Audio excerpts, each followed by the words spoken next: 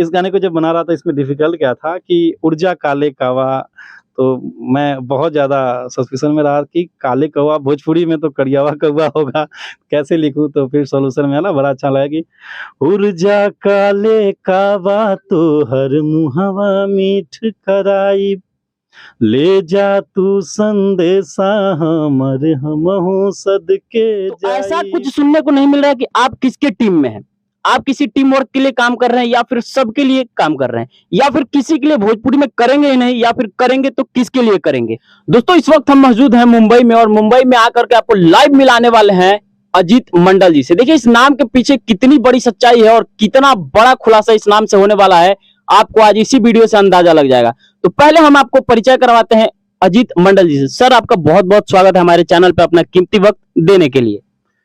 सबसे पहले जितने भी लोग आपके चैनल के माध्यम से मुझे देख रहे हैं, उन सभी लोगों को मैं प्रणाम करता हूं और जितना प्यार आप लोग मुझे देते हैं, हमेशा मेरे गानों को या मेरे और भी चैनल पे जो भी मेरे प्रोजेक्ट आते हैं या मेरा इंटरव्यू आता है, वही प्यार आप इस चैनल पे भी दीजिए और सब लोग चैनल को सब्सक्राइब कर लीजिए और मेरे जितने भी नए अपडेट होंगे, जितने भी नई चीज़ें होंगी, आप करेंगे ना इंटरव्यू? जी, बिल्कुल, हाँ, तो करेंगे, देख लीजिए आपके सामने। इनका मैं बता दूं कि जितना भी बड़ा अपडेट आएगा, जितने भी फिल्मों के अपडेट हो या फिर एल्बम इंडस्ट्री के अपडेट हो, सारे अपडेट आपको इसी चैनल पे मिलेगा, ये वादा रहा आपका। पक्का। तो चलिए आप सब्सक्राइब कर लीजिए बिना देर किए। तो दोस्तों हम बता दें कि अभी आपने देखा होगा गदर 2 का क्रेज जिस प्रकार से चल रहा था, उसके गाने आपने देखेंगे ऊर्जा काले कावा तेरे, उसको रिमेक किए हैं और उसको भोजपुरी में डबिंग किए हैं। उस गाने को मतलब आपको भोजपुरी में करने का क्या ख्याल आया था?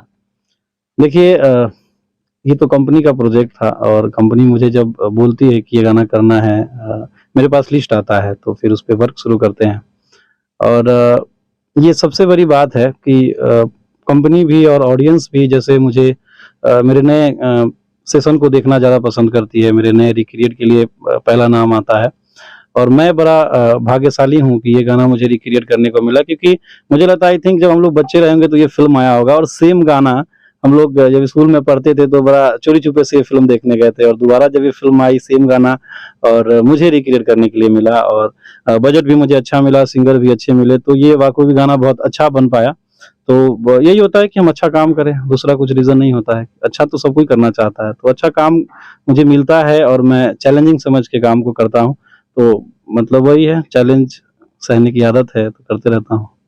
दोस्तों इनकी एक खासियत हम आपको बता दें कि इनके जितने भी गाने आते हैं बड़े लेवल के गाने आते हैं। मार्केट में आने के बाद अगर कहें तो भाई मिलियन तो मतलब कोसों पीछे रह जाता है।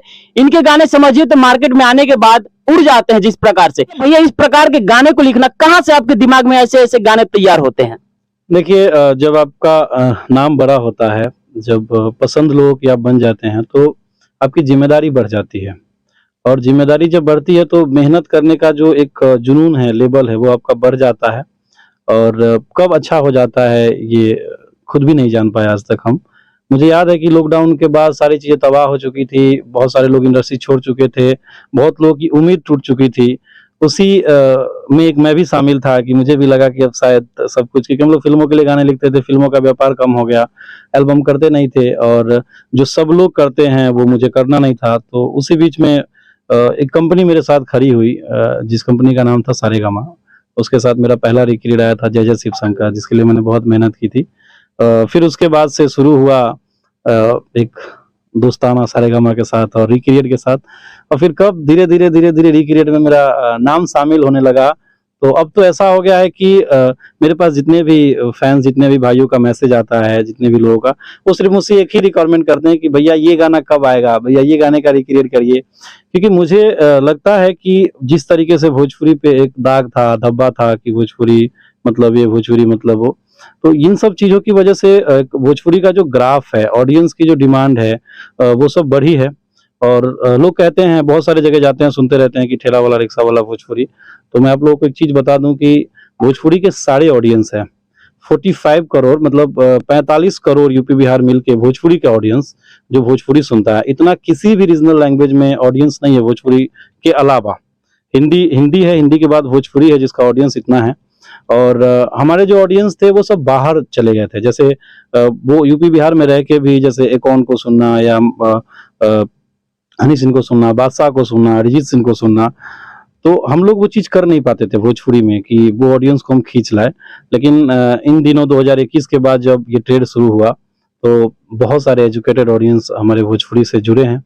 कि मुझे कैसे पता चला कि मेरे पास ना जैसे लोगों के पास मैसेज आते हैं, कॉल्स आते हैं, मेरे पास ईमेल आता है ऑडियंस का कि सर ये गाना करिए ना ये, तो मेरे मेल पे देखेंगे क्योंकि मेरे ऑफ़िशियल चैनल पे मेल आईडी है, तो मेल पे हर हफ्ते मतलब 10-12 मेल तो आते ही रहते हैं, तो आप ये से समझ सकते हैं कि पढ़े-लिखे लोग सुन रहे हैं तभी तो मेल कर रहा है। तो फिर मैंने भी उसी साँचा में ढाला कि नहीं मैं महीने के 1 ही गाना करूँगा, लेकिन मेरा जो ज़रिया होगा, जो लोगों का नज़रिया है मेरे प्रति, मैं उसको बरकरार रखूँगा। लोगों के भरोसे पे कायम रहूँ और उनके भरोसों को हमेशा बरकरार रखूँ, तो मैंने भी सोचा कि अब यही करना है और मज़ा भी आता है वो काम करने में। वो कोई भी काम वैसा करने से क्या फ़ायदा जिसमें चैलेंज ना हो, जिसमें आपकी एक्टिविटी नहीं हो, आपके घर वाले सुन के उसकी प्रशंसा करें। तो इसलिए मुझे थोड़ा-सा अच्छा लगता है और मैं इसलिए करता हूँ। सर अभी भोजपुरी इंडस्ट्री में एक सबसे बड़ा मुद्दा चल रहा है अश्लील। तो क्या आपके अश्लील गाने हैं या नहीं? अभी तक जितने भी आपके गाने आए हैं, है कि नहीं या फिर आने वाले हैं? अश्लील हर इंडस्ट्रीज़ में है, भोजपुरी में ही नहीं है क्योंकि हिंदी में भी है, साउथ में भी है, पंजाबी में भी है, हरियाणा में भी है। किसी भी इंडस्ट्रीज़ का जब एक गाना हिट होता है, तो बड़ा गाना हिट होता है तो हम उसको देखते हैं और मुझे लगता है कि वहाँ अश्लील नहीं है। लेकिन जब उनके छोटे गाने सुनेंगे तो आपको लगेगा। और भोजपुरी एक रीजनल लैंग्वेज है। भोजपुरी में बहुत सारे शब्द ऐसे हैं जो बहुत पुराने शब्द हैं, जैसे तभी से चलता आ रहा है। तो अब कैसा हो गया कि एजुकेशन बढ़ता गया, लोग अपने गाँव से, पुरानी चीज़ों से, परंपराओं से दूर होने लगा, तो उनको पुरानी शब्दों का समझ और नॉलेज रहा नहीं, इसलिए उनको अश्लील लगता है। और बाहर की इंडस्ट्री तो मुझे जान ही नहीं रही है ना। आप अपने घर में चोर हैं या अच्छा हैं, आपके पड़ोसी को थोड़ी पता है। आप अपने घर वालों को कमा के देते हैं या नहीं देते, पड़ोसी को थोड़ी पता है। लेकिन सर अभी जो भोजपुरी इंडस्ट्री का माहौल है आप समझ सकते हैं, जो आप बोल रहे हैं बातों को, लेकिन उस हिसाब से देखा जाए आपके पॉइंट ऑफ व्यू से, लेकिन और देखा जाए जमीनी स्तर पे, तो काफी खुलेआम ऐसे गाने आ रहे हैं जो कि लगता है कि पूरा का पूरा अश्लील ही है। डबल मीनिंग भी गाने आते हैं और खुलेआम भी गाने ऐसे आते हैं, कई सारे गाने आपने सुना होगा। नहीं तो वो हर इंडस्ट्रीज में, हमारी इंडस्ट्रीज में ही नहीं है, वो हर इंडस्ट्रीज में। और हमेशा लोग जिसकी जो सोच है वो करेगा। तो इससे अच्छा है कि मेरा मानना है, जो पर्सनली मैं मानता हूँ कि दूसरों को गलत कहने से अच्छा हम अपने आप को अच्छा प्रूफ कर दें, वो सबसे बड़ी बात होती है। और अश्लील बज रहा है या चल रहा है तो ऑडियंस भी तो जिम्मेदार है। ऑडियंस सुन रही है तब ना। आप मतलब कहने का मतलब कि अजीत मंडल सर का कहना है कि ये जो अश्लील गाने आते हैं वो ऑडियंस की वजह से आते हैं। आप नहीं सुने, आप सुनेंगे ही नहीं, वो चलेगा ही नहीं, कंपनी को पैसा आएगा ही नहीं, बनाएगा ही नहीं। नहीं मतलब इसका पूरा दोष ऑडियंस को देना चाहते हैं आप? देखिए, वो वही चीज़ हो गई कि हम नेता चुन लिए गलत, पार्लियामेंट में बैठा दिए और 5 साल रोते रहे कि हमारे यहाँ तो काम ही नहीं हो रहा है। तो आपने चुना ही क्यों ऐसा नेता? पैसा लेके वोट देंगे तो करप्ट नेता ही चुनेंगे। तो वही चीज़ है। चलिए अजीत मंडल सर से हमने इतना पूछा, और एक बात और हमें बताइए कि आपका अभी तक का सबसे बड़ा जो सॉन्ग है, हमने आपके कई सारे गाने सुने जो कि बहुत ब्लास्ट गाने होते हैं, और अभी तक जो भी आपका सबसे बड़ा गाना रहा हो उसके बारे में थोड़ा सा आप गुनगुना दीजिए। देखिए बड़ा गाना और अच्छा गाना ये दोनों में फ़र्क होता है। तो गाने तो बड़े-बड़े हैं, जो भी हैं, लेकिन मुझे जिन गानों को सुन के सुकून मिलता है या मुझे लगता है कि ये मैंने प्राउडली किया, तो हाल ही में जो मैंने गदर 2 का गाना किया, वो मुझे सुकून मिलता है इस गाने को सुन के। और भी गाने हैं। और बड़े में जिस गाने से मेरी दूसरी ज़िंदगी की शुरुआत हुई वो था पानी पानी, और सभी लोगों ने बहुत प्यार दिया, इंक्लूडेड मैं। बादशाह जैसे बड़े स्टार जो बॉलीवुड के बहुत इंटरनेशनल स्टार हैं, जिनके साथ मुझे काम करने का मौका मिला, मैं भाग्यशाली रहा। तो वो मेरे जीवन का सबसे बड़ा गाना रहा, इसमें कोई दो राय नहीं। और आज भी गाना बज रहा है। मैं कहीं अभी गाँव गया था हाल ही में, तो मैं कहीं जा रहा था, तो गाड़ी में बैठा था गाँव में एक शादी में, और गाने बज रहे थे, बजते-बजते अचानक से पानी पानी बजा, तो मुझे लगा कि अरे यार! ये तो मेरा गाना यहाँ भी बज रहा है। तो मेरे लिए वो बड़ा गाना है। तो थोड़ा आप गुनगुना दीजिए इस गाने को। इसका रैप पार्ट बड़ा हिट हुआ था, मैं रैप ही गुनगुना देता हूँ। एक सेकंड, क्या था?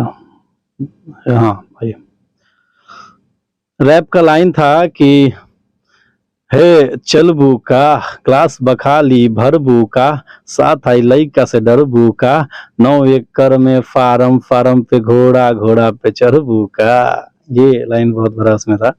और बाकी तो गाने थे, खेसारी जी ने गाया था उसको, और सभी लोग मिल के काम करते हैं तो काम बड़ा होता है और अच्छा होता है। ये मेरे लिए बड़ी चीज़ थी। और हाल ही जो गदर में गाने आए उसमें कुछ लाइनें हैं जो बहुत मेरे दिल को, मैं सुनते रहता हूँ वैसे उस गाने को कि कि ऐसन जहिया हो जाई मर जाई तोर दीवाना, सुन ल बतिया हमर कहियो करी हना बेगाना, कि घर आजा परदेसी कि तेरी मेरी एक जिंदगी, ओ घर आजा परदेसी कि तेरी मेरी एक जिंदगी।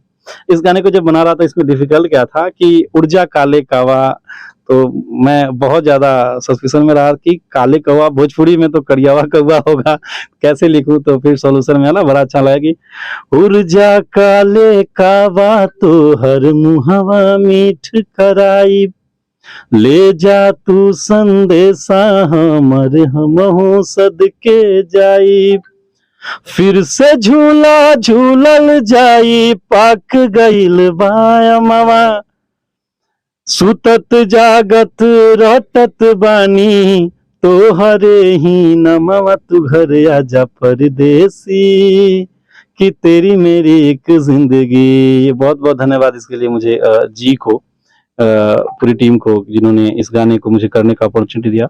और बहुत बेहतरीन सिंगर राज वर्मन जी जो बॉलीवुड के सिंगर हैं, उन्होंने इस गाने को अपनी आवाज दिया, तो मेरे लिए और बेहतर सिंगर मिला तो गाना और बड़ा बना। तो ये सब था साथ में, तो काम अच्छा हुआ और बड़ा हुआ। और आगे भी कोशिश है कि अभी इसी महीने फिर बड़े गाने आ रहे हैं, सब बड़े-बड़े, तो वो सब गाने अच्छे लेवल पे आ रहे हैं, तो आप सभी का प्यार ऐसे मिलता रहेगा और आगे भी कुछ बड़े गाने ऐसे लेके। अच्छा सर, भोजपुरी इंडस्ट्री में एक चलन चल रहा है टीम वर्क, अगर कहें तो इनका टीम अलग चल रहा है, उनका टीम अलग चल रहा है, स्टारों में टीम बट चुका है। तो ऐसा कुछ सुनने को नहीं मिल रहा है कि आप किसके टीम में हैं, आप किसी टीम वर्क के लिए काम कर रहे हैं या फिर सबके लिए काम कर रहे हैं, या फिर किसी के लिए भोजपुरी में करेंगे ही नहीं, या फिर करेंगे तो किसके लिए करेंगे? मेरा मानना है कि टैलेंट का कोई टीम नहीं होता है। आप जिस योग्य होते हैं आप वहाँ पहुँच जाते हैं और आपके पास वो काम आ जाता है। तो मैं तो टीम में नहीं रहने के बाद भी इंडस्ट्रीज का कोई ऐसा स्टार बचा नहीं है जिसके लिए मैंने काम ना किया हो। मैंने पवन जी के साथ भी काम किया, खेसारी जी के साथ भी काम किया, अक्षरा जी के साथ भी काम किया, अभी शिल्पी के साथ भी, शिवानी के साथ भी, रितेश जी के साथ भी काम किया, समर जी के साथ भी। मतलब कोई ऐसा सिंगर है ही नहीं जिसके लिए मैंने काम नहीं किया। तो टीम इम्पोर्टेंट नहीं होता, इम्पोर्टेंट होता है आपका टैलेंट। आपका टैलेंट इम्पोर्टेंट होता है, आप सभी की कदर करिए, आप सभी के साथ अच्छा व्यवहार बना के रखिए, सभी कंपनियों के साथ रिलेशन बना के रखिए। हाँ, ये अलग बात है कि मेरे बड़े गाने होते हैं, महीना में 10 गाना नहीं आ सकता, क्योंकि मेरे कोई भी गाने 20 लाख 25 लाख के नीचे मेकिंग होता नहीं उसका, तो उसको बरकरार भी रखना है। और टैलेंट है आपके पास तो टीम की कोई जरूरत नहीं होती। अनपढ़ का बेटा भी प्रधानमंत्री का ही बन जाता है या बड़ा ऑफिसर बन जाता है, तो जरूरी थोड़ी है कि बाप पढ़ा नहीं है तो बेटा भी वही रहेगा। तो टीम, टैलेंट का कोई टीम नहीं होता है। चलिए सर, चलते चलते एक लास्ट सवाल आपसे यह रहेगा कि अभी आपका दशहरा में कहें या फिर दशहरे की बात कहें, कोई बड़ा प्रोजेक्ट जो कि मार्केट में आते ही उड़ जाए, कहे कि जितने भी आपके गाने आए हैं, जितने भी पुराने गाने हैं उठा करके देख लीजिए, बड़े लेवल के गाने होते हैं आपके। अगर आपके गाने की बात करें तो मतलब उस पर उंगली उठाने वाली कोई बात नहीं है, क्योंकि गाने आते ही मतलब कहे तो भाई वो भोजपुरी। मैं क्यों रुकूंगा, उंगली उठाते हैं लोग, मतलब क्यों? सच को भी बड़ी तकलीफ होती है चलने में भाई, ऐसा नहीं है, उनके भी रास्तों पे खंजर पत्थर होता है। रिक्रिएट के लिए लोग हमेशा सवाल करते हैं, कमेंट करते हैं, अब पता नहीं मुझसे जलस है या जो भी है, यू नो दैट। लेकिन लोगों को लगता है कि अरे रिक्रिएट मतलब कोई मेहनत थोड़ी होता है, वो तो गाना है, वही सेम चीज है, पंच लाइन जोड़ना है। तो मैं बाकी पहले भी बोला हूँ लोगों को कि नए गाने मैं हर 2 मिनट में एक गाना बना सकता हूँ, लेकिन रिक्रिएट करने में 2 महीना लग जाता है, बिकॉज कि जो गाने आप कर रहे हैं वो आपसे पहले आपके लेजेंड ने किया है, काफी बड़ा हिट गाना होता है, उसके साथ सही चीजों को लाना, सही जगह पे शब्दों को इस्तेमाल करना, फिर ऑडियंस को बुरा ना लग जाए, ये सब चीजों को सोचना एक बहुत बड़ी जिम्मेदारी होती है। तो उस जिम्मेदारी को निभाना आसान नहीं होता है। जैसे मेरे जो रिक्रिएट गाने आते हैं और भी लोग मार्केट में कर रहे हैं, उनके गाने सुन लीजिए, मेरे गाने सुन लीजिए, उन दोनों में बहुत फर्क होता है। तो मेहनत 100 गुना ज्यादा बढ़ जाता है। सबसे बड़ी तो बड़े नाम आपके साथ जुड़ते हैं तो उसका जो रिस्पॉन्सिबिलिटी है, उसका बोझ ढोना, ये सबसे डिफिकल्ट काम होता है। तो उंगलियां सिर्फ ये उठती है कि अरे रिक्रिएट तो आसान है, कर देंगे, हो जाएगा। नया गाना क्या है, मैं तो 2 मिनट आपके साथ बैठ जाऊंगा तो गाना गुनगुना दूंगा। एक शब्द बनता है, 1 मीटर बनता है, दरे दरे नरे नरे नरे ना तेरा बिना जी ना सका, अब वो बन गया। लेकिन अब रिक्रिएट है, उसको बनाना, पानी पानी गाना, हुक लाइन वो लगेगा, लेकिन पहले क्या लाएंगे आप? पहले तो सोचना पड़ेगा ना कि सैया ने देखा ऐसे में पानी पानी हो गई, तो वो क्यों बोल रही है, तो उसके साथ आप आगे क्या करेंगे? मुझे 1 महीना लगा था सिर्फ ये शब्द सोचने में कि तेरी आंखें बता रही है कि कल रात तेरे संग सीन हुआ, उलझन में थी फुल नाइट, तू जगले जागल तुझे दीन हुआ। उसके बाद आता है तुझको बताऊं कैसे देखा पिया ने ऐसे। अब इतना करने में 1 महीना लगा। तो इजी कुछ नहीं होता है, हमारे साथ भी वही पंगा है कि लोगों को लगता है अरे यार पता नहीं क्या है, वो सब ये सब चीज है। चलिए सर, चलते चलते एक कंट्रोवर्शियल सवाल आपसे करेंगे। अभी पावर स्टार की बात करें तो उनका एक फिल्म आ रहा है हर हर गंगे, और वहीं अगर ट्रेंडिंग स्टार की बात करें तो उनका एक फिल्म आ रहा है संघर्ष 2। अब इन दोनों फिल्मों का बजट बहुत ज्यादा बताया जा रहा है, और फिल्में में कहें तो एक फिल्म है जो कि सफाई अभियान पे निर्मित है, और दूसरी फिल्म जो है वो गेम पे आधारित है। तो इन दोनों फिल्मों में आपने ट्रेलर देखा होगा, इन ट्रेलर को देखने के बाद आपको क्या लगा कि ये जो फिल्म है, इन दोनों में सबसे बड़ी फिल्म कौन सी हो सकती है? दोनों के अलग अलग मायने हैं, दोनों के अलग अलग रास्ते हैं, तो दोनों अपनी जगह पे सफल ही हैं और अच्छा ही हैं। मतलब इन दोनों में बड़ी फिल्म कौन हो सकती है? एकदम मतलब कंट्रोवर्शियल है, आपको जवाब सोच के देना है। अगर नहीं देते हैं सोच के तो फिर से आप पे लोग उंगली उठाना चालू कर देंगे। देखिए दोनों अपने ही लोगों ने बनाया है और ये सच्चाई बोलना चाहिए। सच्चाई है कि दोनों अलग अलग है, दोनों एक जैसा है ही नहीं। पवन जी का एक अपना ऑडियंस वैल्यू है, अपना मार्केट है, खेसारी जी का एक अपना मार्केट है, और दोनों की कहानी अलग है, दोनों की स्टोरी अलग है। एक आदमी गंगा पुत्र होता है, एक आदमी बिजनेसमैन होता है, तो दोनों में तो कॉम्बिनेशन ही नहीं है। ये तो आपने सवाल ही गलत पूछ दिया ना, तो दोनों में कॉम्बिनेशन ही नहीं। ये तो वही बात हो गई कि जबरी कहो कि नहीं हम सिर है। तो इसमें कोई वो नहीं है कि दोनों अलग अलग है, और जिस पब्लिक को जो पसंद आएगा वो पब्लिक देखेगा। पब्लिक बड़ा करता है, हम बड़े कहने वाले और छोटे कहने वाले कोई नहीं होते। अगर ऐसा होता तो हम अपना हर गाना बड़ा नहीं कह देते और बड़ा कर लेते। तो ये भावना नहीं रखना चाहिए। इंडस्ट्रीज हमारी है, हम सबकी है जब तक इंडस्ट्रीज में है, और एक दूसरे सब यहाँ गार्जियन है हमारे, हमसे बड़े या जो साथ करते हैं हमारे भाई हैं, दोस्त हैं, तो सबके साथ खड़ा होना चाहिए, सबके लिए बोलना चाहिए और सच बोलना चाहिए। तो दोनों के अलग रास्ते हैं, अब देखिए रिलीज होने के बाद दोनों का क्या होता है। चलिए सर, आपका कीमती वक्त देने के लिए हमें और हमारे चैनल के आपका बहुत बहुत धन्यवाद। और हमारे ऑडियंस के लिए कुछ कहना चाहेंगे हमारे चैनल के लिए? कहना ही चाहेंगे कि अब आप लोगों ने सब्सक्राइब कर ही लिया है, अब हमेशा देखते रहिएगा। बड़े दूर से आते हैं इंटरव्यू लेने और बोलते वही हैं कि वो कौन सा एक था ना, वो आज तक में जो आता था, खबरदार।